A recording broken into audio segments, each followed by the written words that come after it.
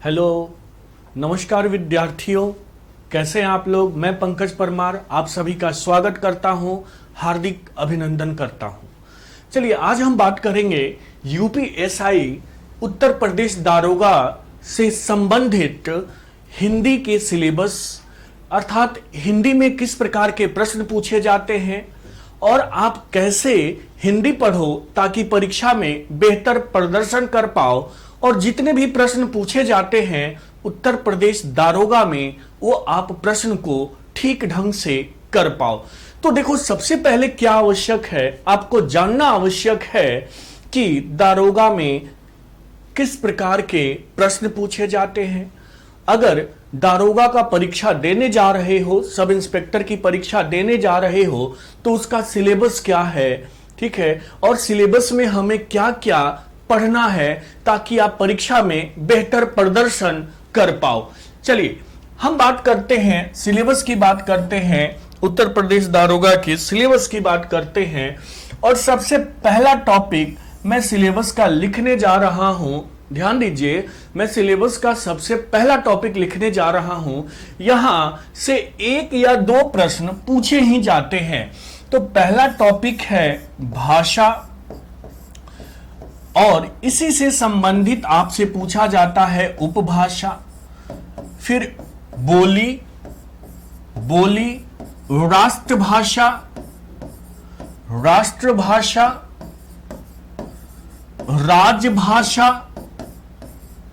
राजभाषा,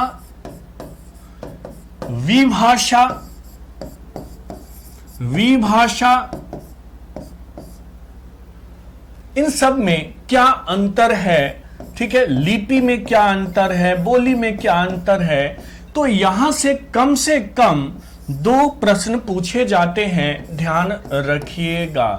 जो आपका ये सिलेबस है, यहां से कितने प्रश्न पूछे जाते हैं, मैंने बताया कि दो प्रश्न पूछे जाते हैं, ठीक है।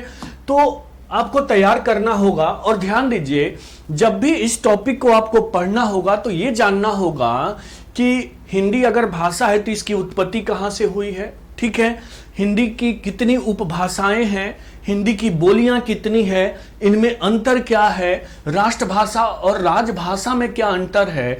एक बार मैंने यूपीएसआई में देख लिया था, प्रश्न देखा और मैंने ये देखा कि 99% विद्यार्थी ने इन प्रश्नों को क्या किए थे, गलत किए थे। लगभग 90 से ऊपर समझ लो प्रश्न को जब अटेम्प्ट किया तो क्या उत्तर गलत कर दिया। और यहां पूछ दिया था राज्य भाषा। तो ध्यान दीजिएगा, राजभाषा और राज्य भाषा ये सब अलग चीजें हैं। इसको हम जैसे जैसे टॉपिक आगे करेंगे चीजों को समझने का प्रयास करेंगे। तो यहां आप दो प्रश्न के लिए तैयार रहोगे। उसके बाद दूसरा जो टॉपिक है वो संज्ञा से संबंधित टॉपिक है, ठीक है। क्या संज्ञा से संबंधित प्रकरण बोलते हैं टॉपिक को, तो संज्ञा से है। और संज्ञा में सर्वाधिक प्रश्न जो पूछा जाता है मेरे प्यारे विद्यार्थियों, वो कहां से पूछा जाता है, तो भाववाचक संज्ञा से पूछा जाता है। ध्यान रखिए, मैंने बताया भाववाचक संज्ञा से पूछा जाता है। और आप होते क्या हो कि भाववाचक संज्ञा और विशेषण में कंफ्यूज रहते हो। आगे हम विशेषण की बात करेंगे तो वहां मैं पढ़ाऊंगा आपको, जैसे जैसे बैच कंटिन्यू होगा तो हम देखने का प्रयास करेंगे कि भाई भाववाचक संज्ञा और विशेषण में हम अंतर कैसे करें। तो संज्ञा जब भी पढ़ो, भाववाचक संज्ञा को तो आपको छोड़ना ही नहीं है। उसके बाद अन्य भेद जो इसके अलावा भेद हैं उसकी हम बात करेंगे, ठीक है ना। तो संज्ञा में आपको सबसे ज्यादा क्या पढ़ना है, सबसे अधिक किस पे फोकस करना है, भाववाचक संज्ञा पे। और हम उल्टा फोकस कर लेते हैं, हम व्यक्तिवाचक, जातिवाचक, समूहवाचक और द्रव्यवाचक को तो पढ़ लेते हैं, भाववाचक को इग्नोर कर देते हैं। और आप किसी भी वर्ष का क्वेश्चन पेपर उठा के देखो, प्रश्न पत्र उठा के देखो, भाववाचक से प्रश्न पूछा ही जाता है, ठीक है। उसके बाद जो तीसरा टॉपिक है, थर्ड जो प्रकरण है वो है सर्वनाम। कौन सा है? सर्वनाम है। और देखो सर्वनाम से जो सर्वाधिक प्रश्न पूछे जाते हैं मेरे प्यारे विद्यार्थियों, वो कहां से पूछे जाते हैं? तो निजवाचक सर्वनाम से पूछे जाते हैं। हम यही गलत करते हैं। हम क्या करते हैं? प्रश्नवाचक, निश्चयवाचक, अनिश्चयवाचक पढ़ते रहते हैं और निजवाचक पे हमारा ध्यान ही नहीं जाता। और जब परीक्षा में प्रश्न पूछा जाता है तो कहां से पूछ लिया जाता है? निजवाचक से पूछ लिया जाता है और हम क्या करते हैं? गलत कर देते हैं। ठीक है ना? तो आपको निजवाचक पढ़ना ही पढ़ना है, अच्छे से पढ़ना है।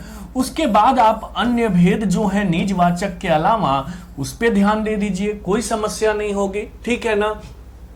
उसके बाद एक और इसी में सर्वनाम में आपको कारक से जोड़कर भी सर्वनाम पढ़ना होता है।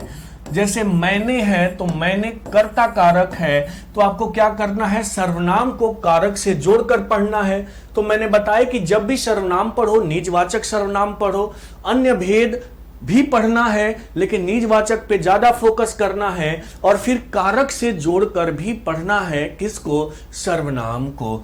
उसके बाद संज्ञा सर्वनाम के बाद चौथा टॉपिक है विशेषण।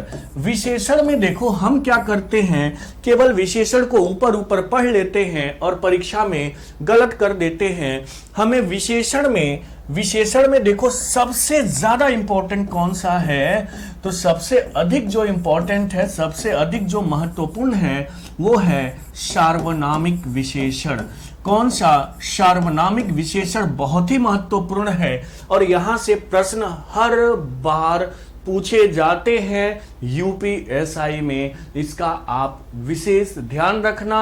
अगर मेरे बात पे विश्वास नहीं है तो आप प्रीवियस ईयर का क्वेश्चन उठाओ। अगर विशेषण से क्वेश्चन पूछा जाएगा तो 200% सार्वनामिक विशेषण से पूछा ही जाएगा। उसके बाद अन्य भेद से आ जाएगा। इसके अलावा सार्वनामिक विशेषण के अलावा जो भेद हैं वहां से पूछ दिया जाएगा। उसके बाद देखो अगर आप विशेषण पढ़ो तो प्रविशेषण को भी अवश्य पढ़ना है, प्रविशेषण को भी अवश्य पढ़ना है और विशेष्य को भी अवश्य पढ़ना है। क्योंकि आप जब आरओ का परीक्षा दोगे ना, यूपी आरओ और एआरओ का परीक्षा दोगे तो आपसे पूछ देता है कितने विशेषण हैं और कितने विशेष्य हैं। एक वाक्य दे देगा और क्या पूछ देगा? कितने विशेषण हैं और कितने विशेष्य हैं। ध्यान रखिए, पूछ देगा तो आपसे क्या होता है, फिर वो प्रश्न गलत हो जाता है। आ गई बात समझ में? जो मैं बता रहा हूं उस पर ध्यान दीजिए आप लोग। ठीक है, जो मैं बता रहा हूं उस पर ध्यान दीजिए। ठीक है ना? अब विशेषण के बाद नेक्स्ट हमारा जो टॉपिक होगा वो कौन सा होगा? क्रिया। नेक्स्ट मैंने बताया कि क्रिया है और क्रिया में हम अक्सर गलत करते हैं। ध्यान दीजिए, नेक्स्ट है क्रिया। ध्यान दीजिए क्या है? क्रिया है। क्रिया में हम ऊपर ऊपर पढ़ के चले जाते हैं, जबकि ज्यादातर प्रश्न पूछा जाता है अकर्मक क्रिया से पूछा जाता है और सकर्मक क्रिया से पूछा जाता है। ठीक है, बात समझ में आ गई होगी। मैंने बताया कि अकर्मक से पूछा जाता है और सकर्मक से पूछा जाता है। हम क्या करते हैं? हम क्रिया के भेद में उलझे रहते हैं और यही हम गलत कर देते हैं। तो हमें क्रिया के भेद में नहीं उलझना है। मैं बार बार बोलता हूं कि हमें क्रिया के भेद में नहीं उलझना है। हमें ध्यान किस पे देना है? अकर्मक क्रिया पे ध्यान देना है और किस पे देना है? सकर्मक क्रिया पे ध्यान देना है। मेरी बात समझ में आ गई होगी। उसके बाद अन्य भेद पर ध्यान देना है। अन्य भेद में कौन कौन से, मैं वो भी लिख देता हूं क्योंकि क्रिया के भेद में अक्सर बच्चे कंफ्यूज रहते हैं। अन्य भेद में आपको पूर्वकालिक क्रिया खूब ध्यान से पढ़ना है।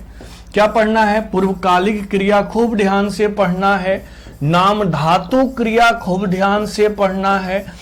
ठीक है, अगर ये दो अन्य भेद में पढ़ लेते हो तो आपका काम बन जाता है। इसके अलावा भी जो है अन्य भेद, मतलब अकर्मक सकर्मक के अलावा वो भी पढ़ना है।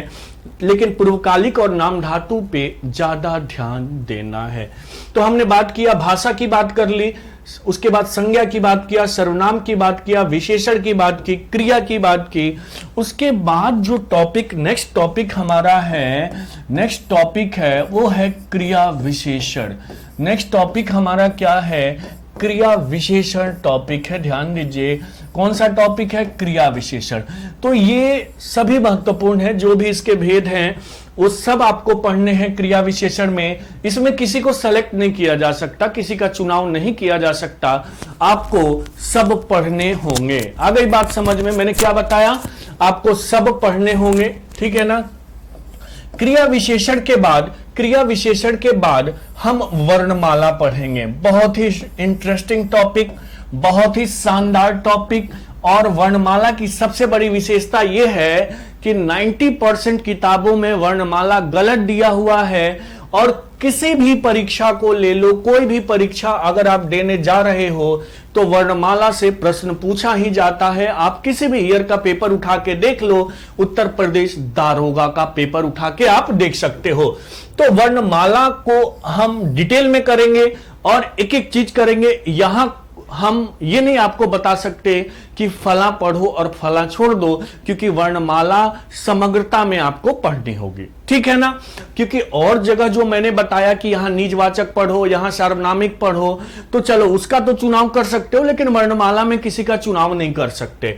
वर्णमाला के बाद हम संधि कर लेंगे, क्योंकि वर्णमाला से ही संबंधित है संधि, ठीक है, क्योंकि वर्णों का मेल होता है यहां, ठीक है। संधि के बाद हमारा नेक्स्ट टॉपिक हो जाएगा समास हो जाएगा। क्या हो जाएगा? समास हो जाएगा।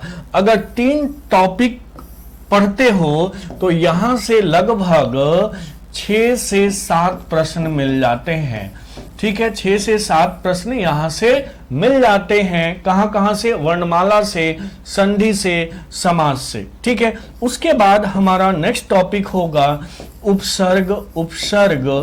उपसर्ग और प्रत्यय। ध्यान दीजिएगा, उपसर्ग और प्रत्यय। अब यहां भी अगर आप पढ़ लेते हो तो 3 क्वेश्चन और जोड़ लो, 10 क्वेश्चन तो आपको वर्णमाला, संधि, समास, उपसर्ग और प्रत्यय से मिल जाता है। मेरी बात समझ में आ रही होगी। मैंने बताया कि संज्ञा पढ़ना है, सर्वनाम पढ़ना है, भाषा पढ़ना है, विशेषण पढ़ना है, क्रिया पढ़ना है, क्रिया विशेषण पढ़ना है, वर्णमाला पढ़ना है, संधि पढ़ना है, समास पढ़ना है, उपसर्ग प्रत्यय पढ़ना है। उसके पहले मैंने बताया कि संज्ञा में क्या पढ़ना है, सर्वनाम में क्या पढ़ना है, विशेषण में क्या पढ़ना है, क्रिया में क्या पढ़ना है, और क्रिया विशेषण में सभी एग्जाम्पल पढ़ने हैं, सभी भेद पढ़ने हैं। वर्णमाला में भी सब कुछ पढ़ना है, संधि, समास और उपसर्ग प्रत्यय, सब कुछ मतलब सब कुछ। ध्यान रखना, हम यहां सेलेक्टेड नहीं करेंगे, संज्ञा में भी सेलेक्टेड नहीं करेंगे, लेकिन फोकस कहां करना है ये मैंने बताया है। यहां हर जगह फोकस करना है, ठीक है। मेरा मुख्य उद्देश्य आपको परीक्षा में अच्छा से अच्छा प्रदर्शन करवाना है और प्रदर्शन करवाने के साथ साथ परीक्षा पास करवाना है। तो उसके लिए आपको सिलेबस की जानकारी बहुत आवश्यक है। चलिए अब आगे की बात करते हैं। हमने उपसर्ग प्रत्यय कर लिया। उपसर्ग प्रत्यय के बाद काल करेंगे। बहुत छोटा टॉपिक है और इसमें सभी इंपॉर्टेंट है। काल के बाद वाच्य करेंगे, ठीक है। वाच्य के बाद वृत्ति करेंगे। पूछा जाता है क्या करेंगे? वृत्ति करेंगे। यह भी प्रश्न पूछा जाता है वृत्ति से, मूड जिसको बोलते हैं इंग्लिश में, और 90% लोग तो इसे पढ़ाते ही नहीं है, ठीक है। अब उसके बाद रस कर लेंगे। देखो, रस व्याकरण का हिस्सा नहीं है, ये काव्य शास्त्र का हिस्सा है। रस जो है ये काव्य शास्त्र का हिस्सा है, लेकिन इसको हम पढ़ते हैं क्योंकि परीक्षा में पूछा जाता है।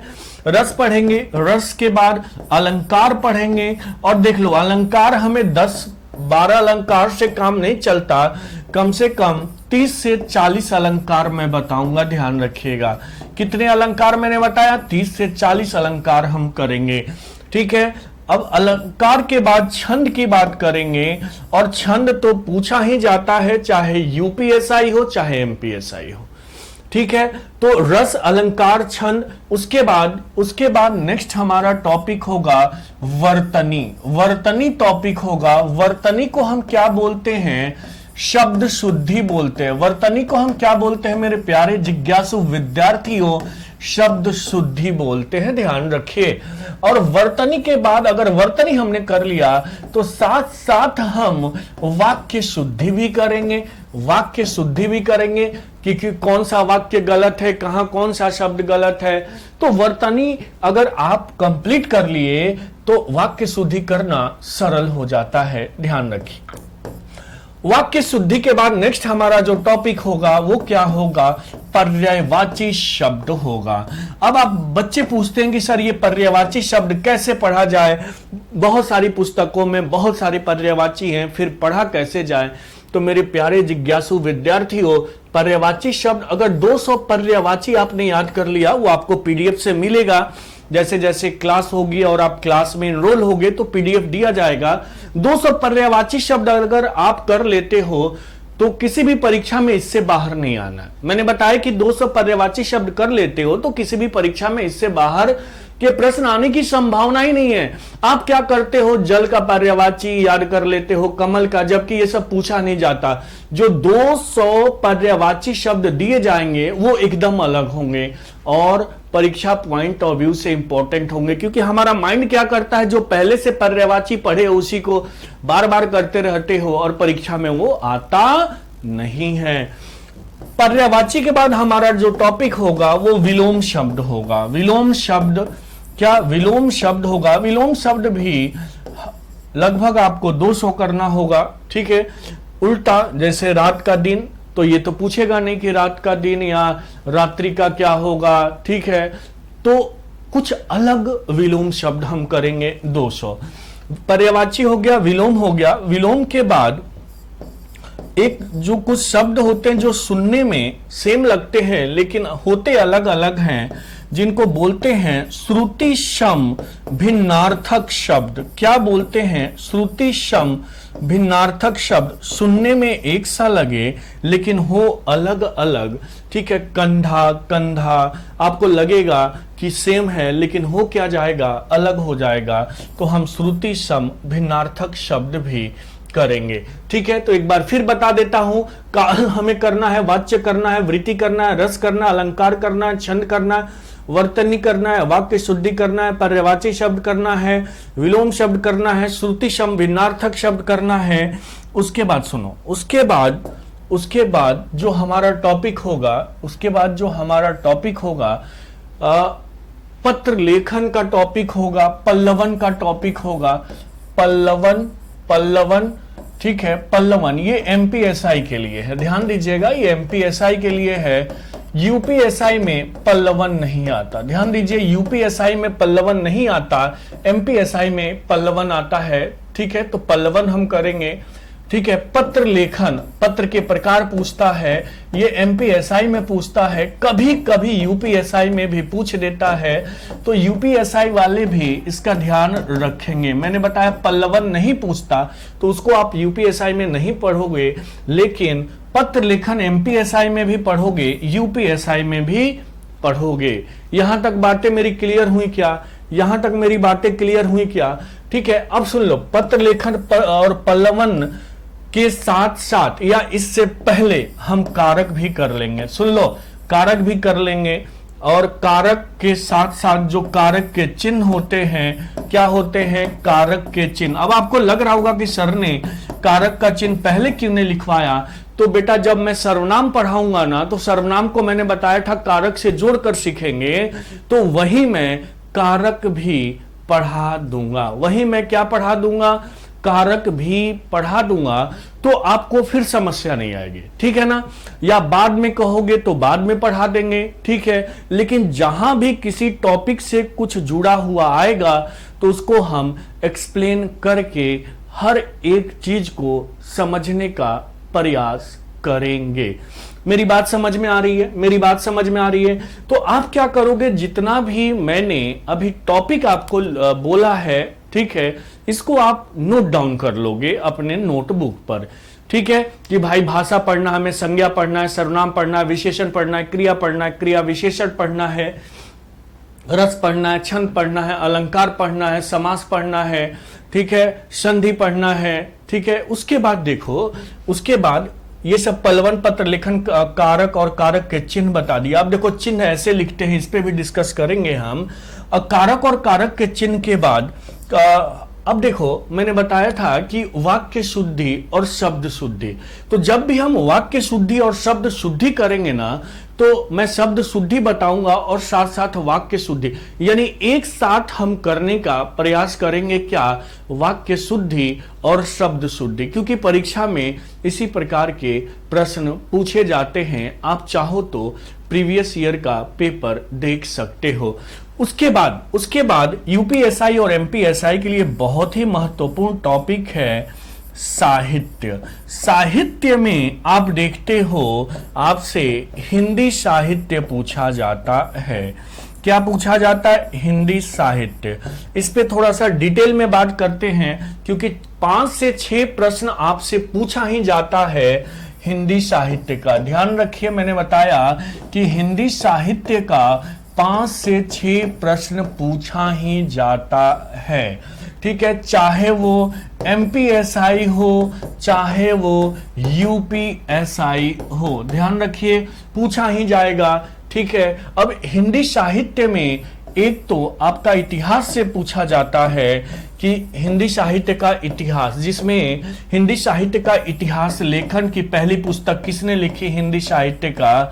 ठीक है, और हिंदी साहित्य के इतिहास में जैसे आदिकाल है, भक्ति काल है, आदिकाल है, भक्ति काल है, ठीक है, रीति काल है, ठीक है, आधुनिक काल है, रीति काल, आधुनिक काल, यहां से भी प्रश्न पूछे जाते हैं। ठीक है, तो हमें हिंदी साहित्य के इतिहास पर भी ध्यान देना है। समस्या यह है कि जो हिंदी बैकग्राउंड से हैं, जिन्होंने हिंदी साहित्य का इतिहास अपने ग्रेजुएशन लेवल पे पढ़ा है या एमए में पढ़ा है, वो तो कर लेता है, लेकिन जो नॉन हिंदी बैकग्राउंड से हैं, जो साइंस से पढ़े हुए हैं, ध्यान रखिए, जो जिन्होंने बीएससी साइंस से किया है, एमएससी साइंस से किया है, वो कैसे करे? तो उनके लिए बताया जाएगा जब कक्षा आरंभ होगी कि आपको क्या पढ़ना है और कैसे पढ़ना है। आपको यहाँ पीडीएफ भी प्रोवाइड कराया जाएगा। ठीक है, ताकि आप परीक्षा में क्या करो, अच्छे से प्रदर्शन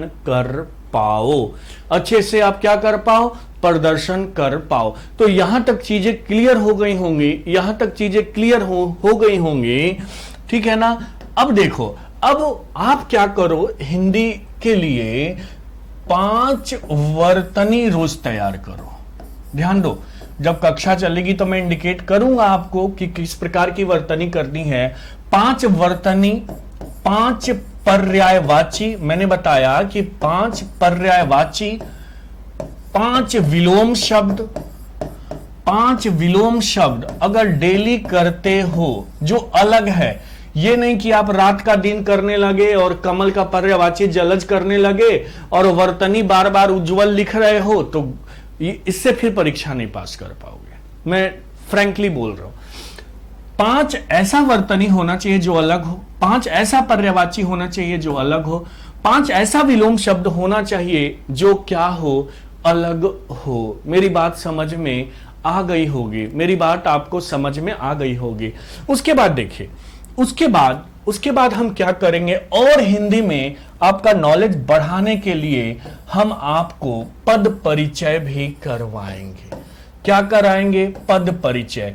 आप देख लो, पूरा व्याकरण पढ़ लेते हो लेकिन पद परिचय नहीं कर पाते। अगर आपने पद परिचय करना सीख लिया, मैंने क्या बोला कि यदि आपने पद परिचय करना सीख लिया तो व्याकरण एकदम सहज, एकदम सरल हो जाएगी मेरे प्यारे जिज्ञासु विद्यार्थियों। तो उम्मीद करता हूं सिलेबस का एनालिसिस आपको अच्छे से समझ में आया होगा। उम्मीद करता हूं सिलेबस का एनालिसिस आपको बहुत अच्छे से समझ में आया होगा, और जब आप व्याकरण करोगे तो इसी सिलेबस के अनुसार करोगे। ठीक है ना? जब भी आपको व्याकरण करना है तो इसी सिलेबस के अनुसार करना है, ताकि आप परीक्षा में मैक्सिमम अंक प्राप्त कर पाओ। ठीक है, चलिए, तो अब मैं सिलेबस को डिस्कस किया, ठीक है, मैंने क्या किया, आपके सामने सिलेबस को डिस्कस किया, ये बताने का प्रयास किया कि कहां से किस प्रकार के प्रश्न पूछे जाते हैं। तो उम्मीद करता हूं चीजों को आपने अच्छे ढंग से समझा होगा, क्योंकि कहा जाता है कि बिना सिलेबस का पढ़ना खतरे से खाली नहीं है। ठीक उसी तरह है जैसे आपने बंदूक ले लिया और उसमें गोली ही नहीं है, ठीक है, तो सिलेबस को तो ध्यान में रखना ही होगा। बिना सिलेबस का तो आपका कार्य हो ही नहीं सकता। और मैंने सिलेबस का एक एक चीज एनालिसिस करके बहुत कम समय में आपको बता दिया है, ठीक है। तो उम्मीद करता हूं कि आप समझ गए होंगे, ठीक है ना। ओके, अगर कोई भी समस्या होगी तो आप कमेंट सेक्शन में जाके कमेंट कीजिए। पूरी रविंद्रा की टीम आपके साथ है, वो आपको समय के साथ जवाब देगी, ठीक है, ताकि आप समझ पाओ कि हाँ ये गलत है और ये सही है। Till then take care, bye bye. फिर मिलते हैं नेक्स्ट दमदार टॉपिक के साथ। उम्मीद करता हूं इस टॉपिक में भी आप उसी तरह जुड़ोगे जिस तरह इस टॉपिक्स में जुड़े हो। Bye bye.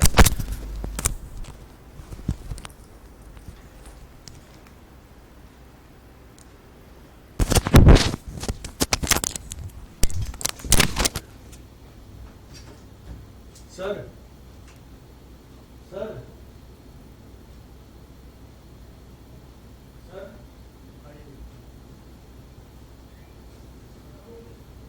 सिलेबस का डिस्कशन एक टॉपिक से पढ़ा देते हैं ना,